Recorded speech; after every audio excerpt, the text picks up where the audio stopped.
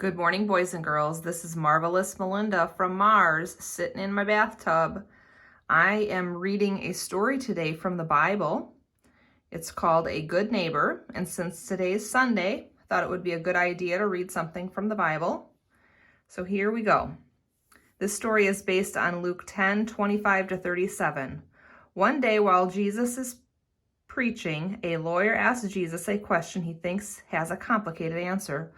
What should I do to receive eternal life? Jesus answers the lawyer's questions with another question. Well, you are an expert in God's law. What does God say? Love God with all your heart and love your neighbor as yourself.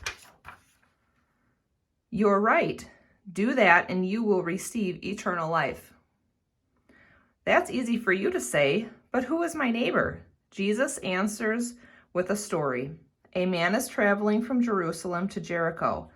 On the way, robbers attack him and they beat him up and leave him for dead. A priest comes down the road. He sees the wounded man and fears that the robbers might still be nearby. So he quickly continues on his way.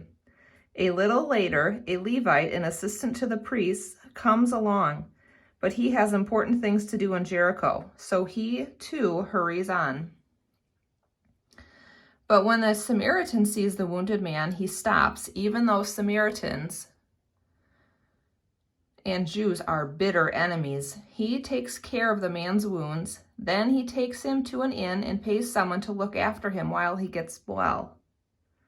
When Jesus finishes the story of the Good Samaritan, he asks, which of these travelers was a neighbor to the man who was robbed? The man who helped him. Go and do the same. I hope you enjoy this story and you think of ways that you can help your neighbor.